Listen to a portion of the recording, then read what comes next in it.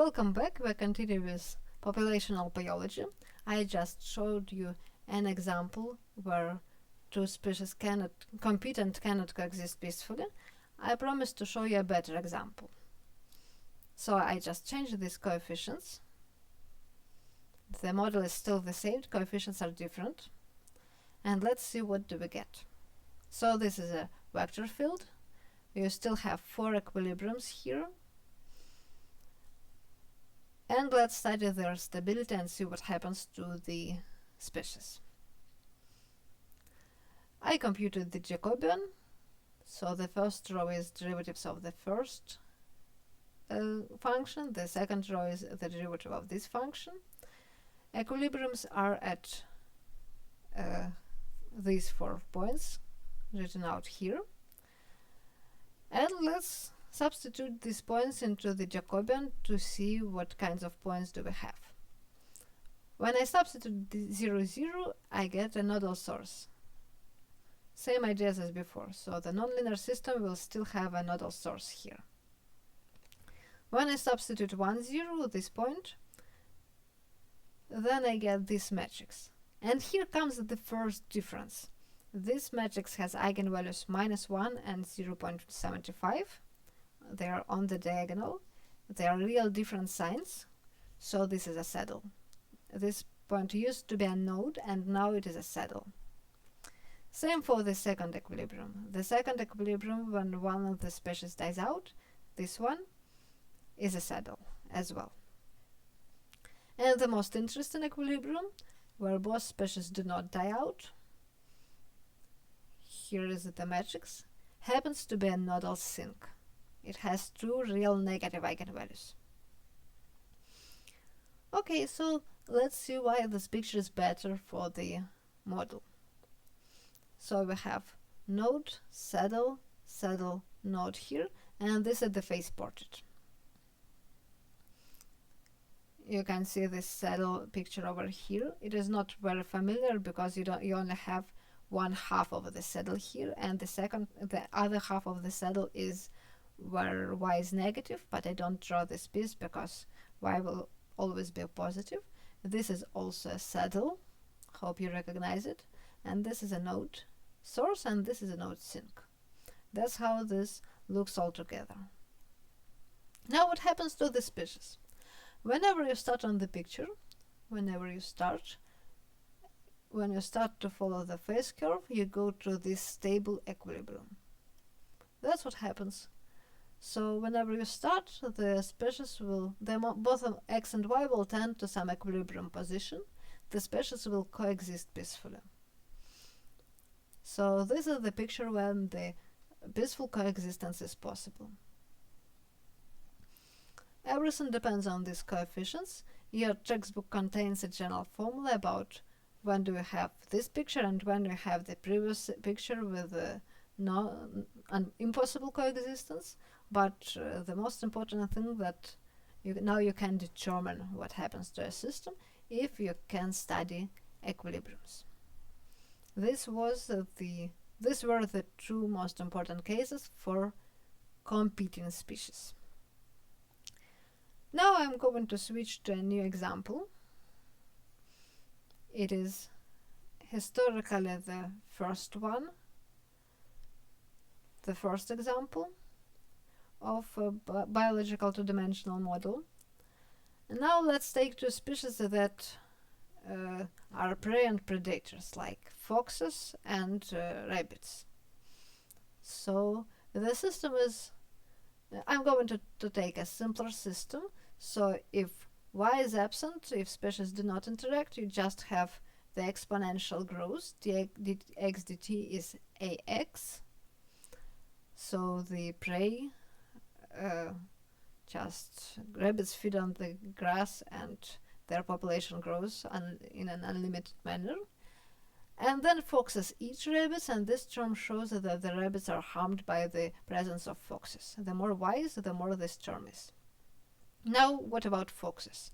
If you don't have rabbits, x is 0, then they die out from hunger. So that's the exponential dying out from hunger. But since rabbits are present, you will have this positive term, and the amount of foxes will possibly increase. And this is called Lotka-Volterra system. Kind of oversimplified, but still useful. I'll write the right hand side. And first of all, let's see what the equilibriums, how the equilibriums look like. I computed the Jacobian. Now you can find equilibriums. Equilibriums are when the right hand side is 0, so either x and y are 0, or the only case possible is when both brackets are 0. It is not possible that x is 0 and the thing is 0. So there are only two equilibriums at 0, and this non-zero equilibrium, where both brackets are 0. Okay, let's substitute these two equilibriums into the Jacobian matrix to see what the linearization is. At 0, 0, when I substitute 0, 0, I get a minus c. I assume all coefficients are positive, so this point is a saddle. These are real of different signs. So at 0, we have an unstable equilibrium. And now when I substitute this, there is a simple computation that shows that this point is a center. It has purely imaginary eigenvalues, so the linear system has a center. According to the theorem I formulated last time, if I have a center for linearization, this tells you nothing about stability of the initial system. So we don't know, based on this, we cannot draw a picture and we don't know what happens. So that's when the linearizations method fails. I'm going to show you what else you can do with nonlinear system. This is kind of a simple idea that you can apply here. I'm going to find the relation between x and y. It is not possible to solve the equation. It is nonlinear and complicated, but it is possible to find the dependence between x and y. To do this, I'm going to get rid of t. I'll give an explanation of why this is possible on the next slide. So I divide the second equation by the first equation, and the left hand side kind of becomes dy dx. I'll explain why. And the right hand side is this. So what I did, I switched from the two-dimensional system to one differential equation to find the dependence between y and x. I've lost my t. I will not find xt and yt. I will only find the dependence between y and x. So what is the meaning of this division? The analytic meaning is that you express y as a function of x, then you use the formula for the derivative of the inverse function and the chain rule to say that dy dx is dy dt dt dx, and dt dx is 1 over dx dt. So the whole thing gives you this. Dy dx is this derivative divided by this derivative. But I'll give you a geometric explanation on the next slide. Okay, once I have a first order equation, I can solve it. This equation is separable. You can separate away x from y. I will multiply by dx and divide by this a minus by divided by y. That's what I get. On the right hand side, I have dx minus c divided by x, so it is d minus c over x. And then I integrate, as you do in separation of variables. You get this expression with logarithms, and this is your implicit equation that relates x to y. This is your implicit equation formula on the dependence of x and y.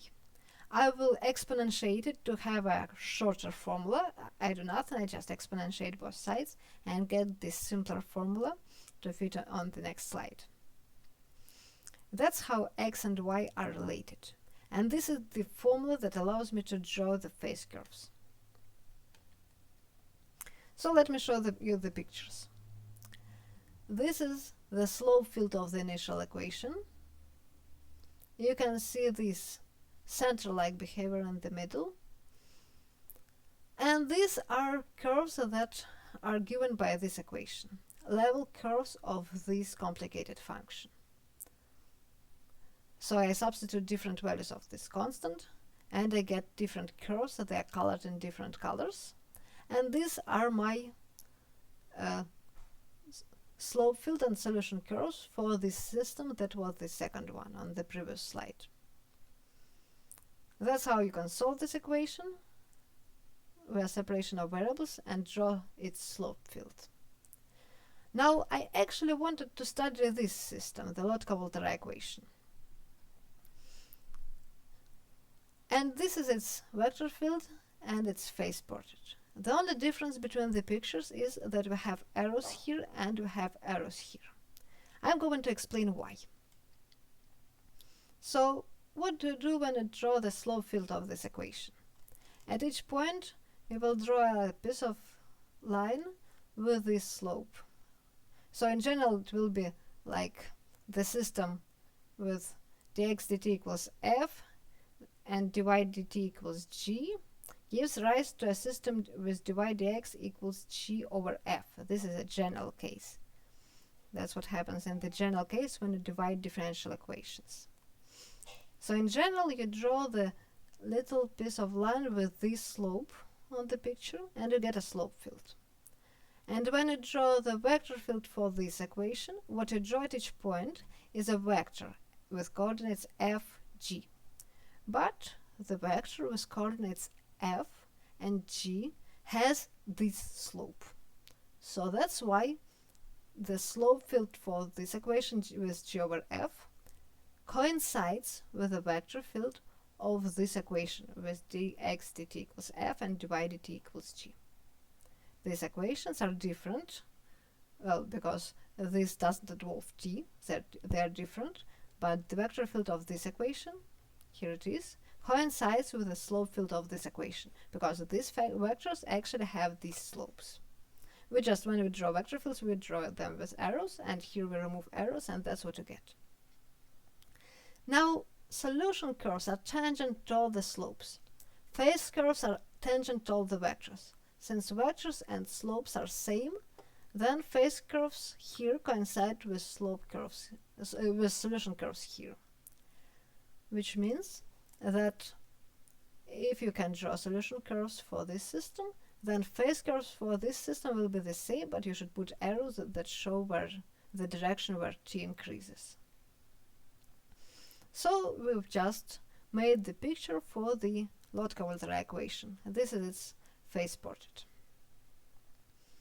Let's see what happens with foxes and rabbits. If you rest at this point, it is over here, then you are at equilibrium and the amount of foxes and rabbits will not change. If you are close to the equilibrium, then you will go along this closed loop, which means that x and y will be periodic. You will return to the same point where you were. This also means that the amount of rabbits, x, will oscillate, so you should just think about the projection to x of this curve.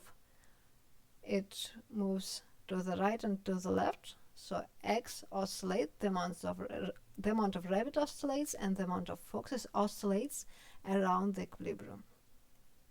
And same when you start far from the equilibrium, you will still have these oscillations where but the amplitude of oscillations is larger. X can get very small and very large, but you still have a cycle. So the biological meaning of this is when you have just a little of y of predators, then the amount of prey will increase because they will not be eaten by the predators, and then the y will also start to increase because they will have more and more prey to feed on, which means that since the amount of predators increases, they will eat more prey and the amount of prey will decrease, and it will decrease until it will be so small that it will not give enough food for predators, and the amount of predators y will also start to decrease. Then they will also, both of them will decrease until they reach their minimum, and then we will have only a little bit of predators, so they will not eat many prey, and the amount of prey will increase again. So that's how this cycle works. Now I wanted to fix this idea that you can divide differential equations in this way. So if you have this equation with f and g, you can switch to this equation, and vector fields turn into slope fields, and phase curves turn into solution curves. I wanted to write this down in one slide. If you have, so let me state this as a kind of a proposition. If you have the system of nonlinear system of equations like that, an autonomous system, so you don't have t here, here it is, then you can switch to this system that is involves only y and x and doesn't involve t. The exact relation between the system is the following. The slope field of this is a vector field for this. Solution curves for this are phase curves for this. Solutions of this are not solutions of this, because solutions of this equation are the functions y of x, and solutions of this system will be x of t and y of t, so they are kind of different types.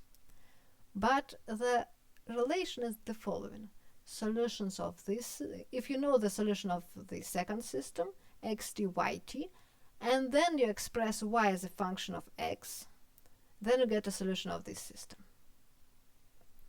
And geometrically, this is because the phase curves of this system coincide with solution curves of this system.